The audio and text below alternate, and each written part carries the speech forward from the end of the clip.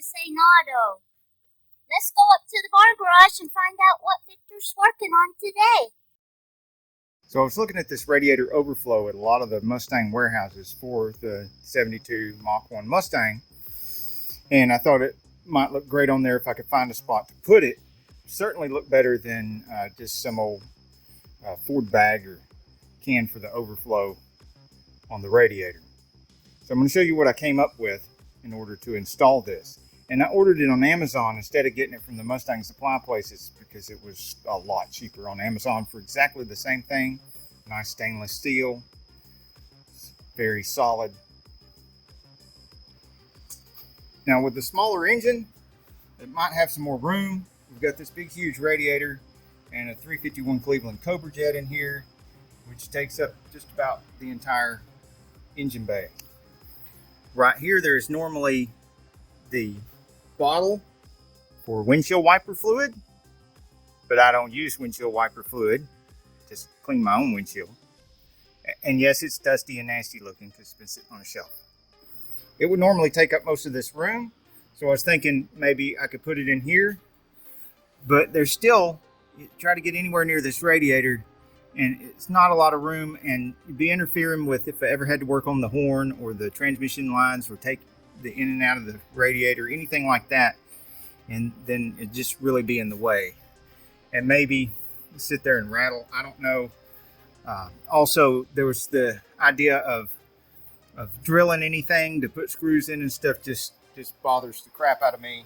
I don't want to do any drilling. And yes, I did spill some antifreeze here, so I'm gonna have to clean that up. What I came up with was putting it in front of the radiator support here, and I want to turn it this way because I can get it further down in here. I know you can't see the hood right now, but there's protrusion in the hood. It comes down here and locks into the latch, and its reinforced portion of the hood comes all across here, and it drifts up to be able to clear this. And so you don't want this too high up here where the top might hit the bottom of the hood, and we don't want it anywhere near the bottom of the hood, even taking a chance on vibrating against the hood, because then it might damage this really nice paint right here. You see how that sticks down right in here? This sticks down, encroaches into that area.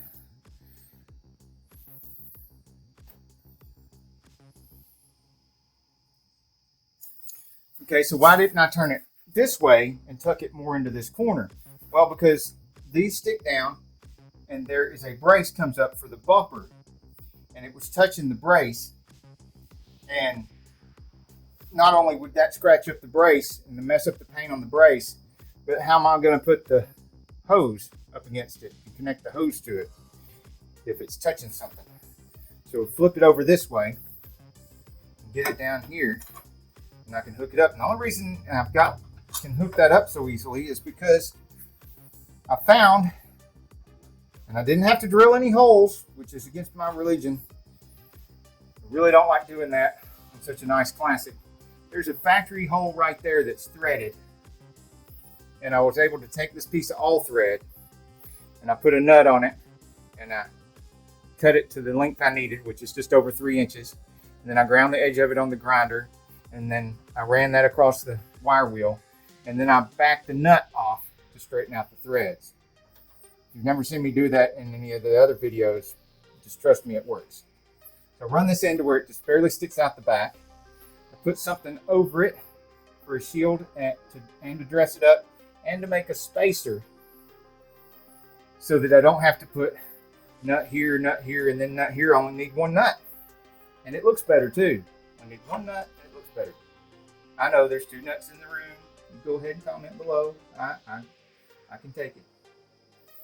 Okay, so I get to put a nut right here,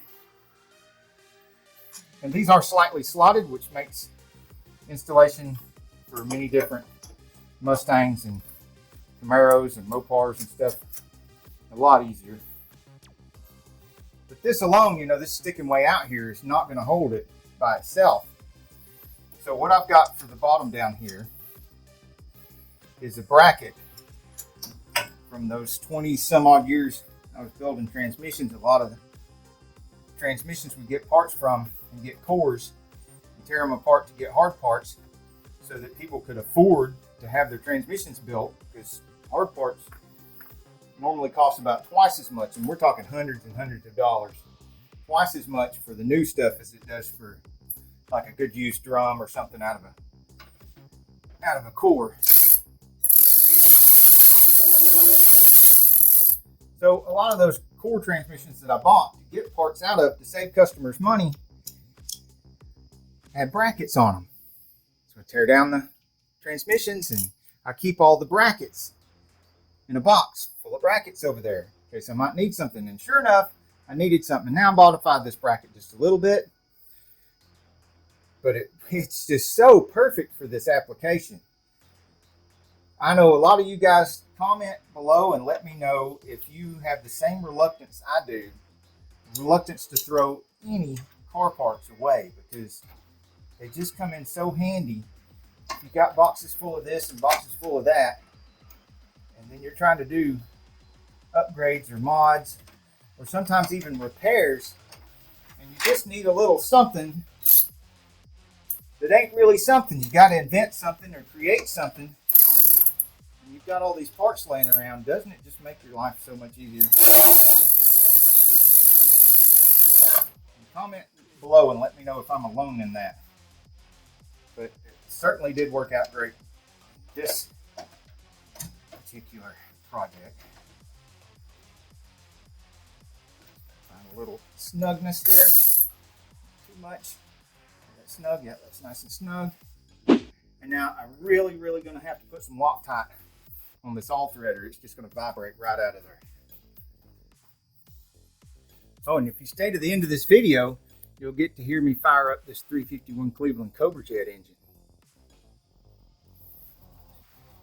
Now, plenty of Loctite. Right in there. Oh, yeah.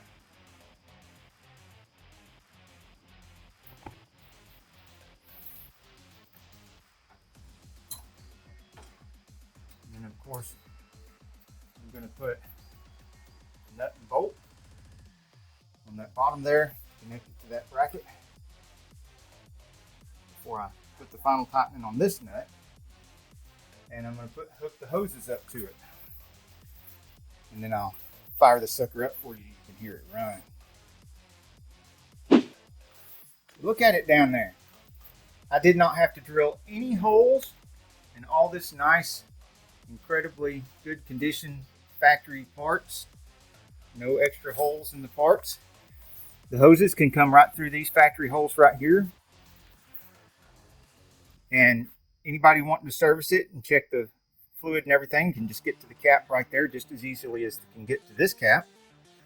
In this toolbox I have for nothing but electrical stuff. I've got lots of this armor I can put on the wires where it gets close to or touches that. I can move them a little bit away and put that armor on them so they can't get damaged by heat or vibration. So guys, tell me in the comments, what do you think about my decision to not put it here and put it over here instead? Now, yes, over here in the wheel well, there was room up in here to put it in here, but then that would make it incredibly difficult for somebody trying to take the cap off. So I just don't see how anybody would easily get the cap off and top off fluid or anything, or check the antifreeze level if it was tucked way down in there. Plus, you got to think worst case scenario. What if what I did just all comes apart? I mean, I know it's got Loctite on it and everything, but what if it does all just come falling apart, and this falls down and lands down there and makes a big rattle, and you got to pull over and fix it? Versus if you tuck it out under here in the wheel well and it somehow all falls apart and falls down, goes under the wheel and gets kicked up, bam, dents the paint, dents the car, messes up the paint, God knows what else. Kind of almost looks factory from here. Oh, I made a big mess, didn't I? This is the last piece.